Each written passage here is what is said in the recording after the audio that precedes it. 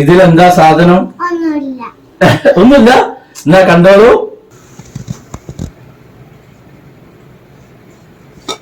ഇതാണ് നമ്മളുടെ ഇന്നത്തെ സ്പെഷ്യൽ ഐറ്റം. നമ്മുടെ സമൂസ ലീഫ് പാസ്ട്രി എന്നൊക്കെ പറയില്ലേ, ഈ മുത്തപ്പക്ക് ഉണ്ടാക്കാൻ ഇതിനൊക്കെ വേണ്ടിയിട്ടുള്ള ഒരു സംഭവമാണ്. അപ്പൊ അതിന് ആദ്യമായിട്ട് ഉണ്ടാക്കുന്ന ഒരു സാധനം, കാരണം നോമ്പിനൊക്കെ പ്രത്യേകിച്ചും നമുക്ക് ആവശ്യം വരും. അപ്പൊ ഇതാണ് ആ സാധനം. നമ്മളിത് ഇങ്ങനെ ചുരുട്ടി വെച്ചിട്ടാക്കി കഴിഞ്ഞാലും അത് യാതൊരു കേടും ഉണ്ടാവില്ല. അപ്പൊ ഈ ഒരു എപ്പിസോഡ് സ്കിപ്പ് ചെയ്യാതെ മുഴുവനായിട്ട് കാണാം. നമ്മളെ വെറൈറ്റി ഫുഡുകൾ ഇനി വരുന്നുണ്ട് അല്ലേ?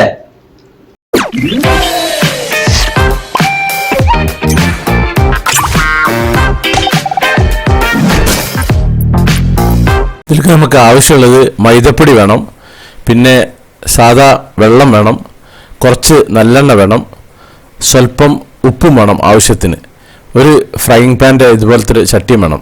ആദ്യം ഞാനൊരു 2 ഗ്ലാസ്സിന് അത് ഉണ്ടാക്കാൻ പോകുന്നത്. 2 ഗ്ലാസ് മൈദപ്പൊടി ഒരു ബൗളിലേക്ക് ഇടുക.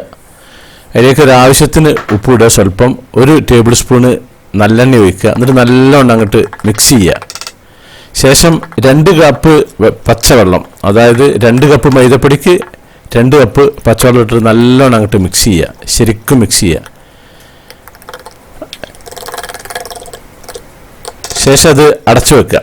പിന്നെ ഒരു മണിക്കൂർ കഴിഞ്ഞ ശേഷം അത് ഒരു മിക്സിയുടെ ജാറിലിട്ടിട്ട് കംപ്ലീറ്റ് മിക്സ് ചെയ്തെടുക്കുക. അപ്പോൾ ആ പാത്രം കംപ്ലീറ്റ് കഴുകി വൃത്തിയാക്കണം, അതിൽ ബാക്കി ഇടരുത്.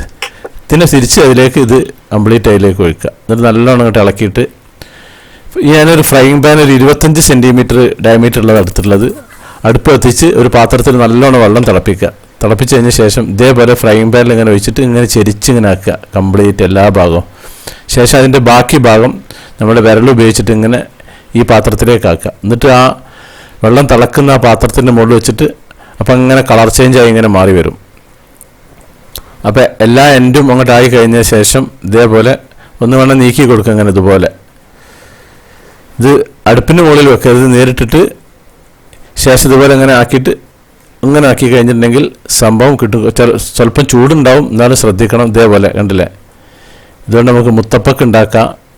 ഞാൻ സ്റ്റോക്ക് ചെയ്ത് വെക്കാന്ന് വെച്ചാൽ ഒരു പ്ലാസ്റ്റിക്കിൻ്റെ ഷീറ്റ് എടുത്തിട്ട് അതിൻ്റെ ഉള്ളിൽ സ്വല്പം എണ്ണ വെച്ചിട്ട് ഇതിൻ്റെ ഉള്ളിൽ വെക്കുക.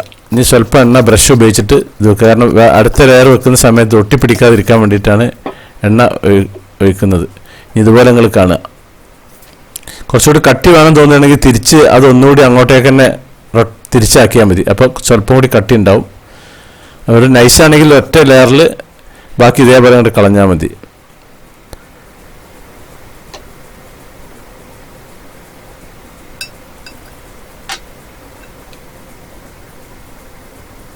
Colour change ആയിരുന്നുണ്ടല്ലേ.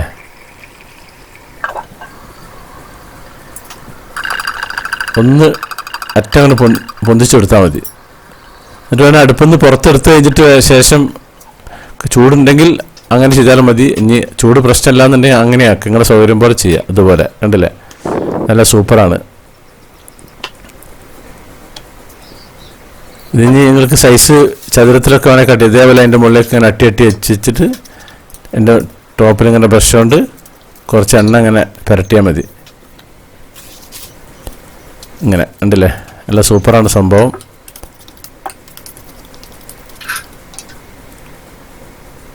ഞാൻ 1-2 ഇങ്ങനെ കാണിക്കുകയാണ്, അതിൻ്റെ ഗ്യാരൻ്റി ഉറപ്പ് വരുത്താൻ വേണ്ടിയിട്ട്.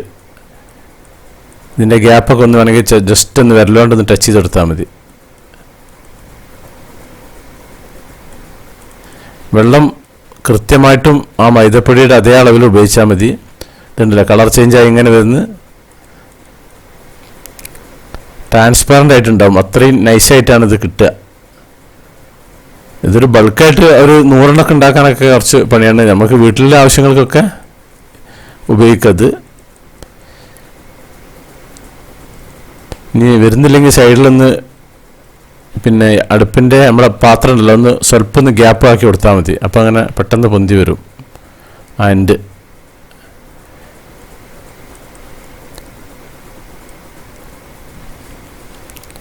ഇനി ഇതിനെ ചുരുട്ടാണ്. ചുരുട്ടി കഴിഞ്ഞ് ഇതായി കഴിഞ്ഞാലും അതിന് യാതൊരു ഒന്നും സംഭവിക്കില്ല. ചിലപ്പോൾ ഈ അറ്റൊക്കെ ഇങ്ങനെ ചിലതിന് ഇതാണ് ട്രാൻസ്പെറൻ്റ് ആയിട്ട് നിൽക്കുന്നുണ്ടല്ലേ.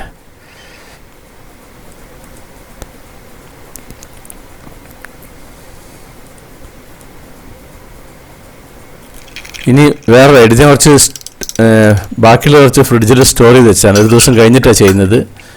സ്വല്പം ഒരു സ്റ്റീൽ പാത്രത്തിൻ്റെ പുറംഭാഗം ഒന്ന് എണ്ണ തേച്ചിട്ട് ഇതേപോലെ ഒരു പ്ലേറ്റിലേക്ക് പാരുക. ഇത് വേറൊരു ഐഡിയ ആണ്. ജസ്റ്റ് അങ്ങനെ ഒന്ന് ടച്ച് ചെയ്ത് കൊടുക്കുക അതിൻ്റെ ബാക്ക് ഭാഗം, അപ്പോൾ ഇതേപോലെ വരും. ഇതും അതുപോലെ തന്നെ നേരത്തെ വെച്ച പോലെ തന്നെ ആവിയിൽ. ഇത് അത്ര അങ്ങോട്ട് പെർഫെക്റ്റ് അല്ല, പക്ഷേ ഏതായാലും ചെറിയ ഡയമീറ്ററൊക്കെ വേണമെങ്കിൽ ഈ ഒരു സൈസിൽ ഉണ്ടാക്കാം. മറ്റേ നമുക്കൊരു 25 സെൻറ്റിമീറ്റർ ഡയമീറ്ററാണ് മറ്റേത് കിട്ടുക. ഇതൊരു 15 സെൻറ്റിമീറ്റർ ഡയമീറ്റർ ഉള്ളൂ. ഇതേപോലെ കിട്ടും. എന്നിട്ട് എൻ്റെ ഒക്കെ വേണമെങ്കിൽ പിന്നെ ജസ്റ്റ് പിന്നെ ലാസ്റ്റ് കട്ട് ചെയ്ത് തുടങ്ങാൽ മതി. ഞാൻ കാണിച്ചു തരാം. ഇതേപോലെ മുറിച്ചിട്ട് അതിൻ്റെ കോർണർ ഇങ്ങനെ കർവ് ചെയ്തിട്ട് കട്ട് ചെയ്ത് തുടങ്ങാൽ മതി. അപ്പോൾ ചെറിയൊരു സൈസിനൊക്കെ ഈ ഒരു സംഭവം ഉപയോഗിക്കുക. ഇതുപോലെ ചുരുട്ടിയിട്ടുണ്ടെങ്കിലും യാതൊന്നും സംഭവിക്കില്ല. അപ്പോൾ ഇതുപോലെ നിങ്ങൾ ഉണ്ടാക്കുക. നമ്മളടുത്ത് ഇതേപോലെ വെറൈറ്റി പലവിധ ഫുഡുകളും കാര്യങ്ങളൊക്കെ ഉണ്ട്. ചാനലിൽ ഒരുപാട് യാത്രകളുണ്ട്, അതൊക്കെ നിങ്ങൾ കാണുക.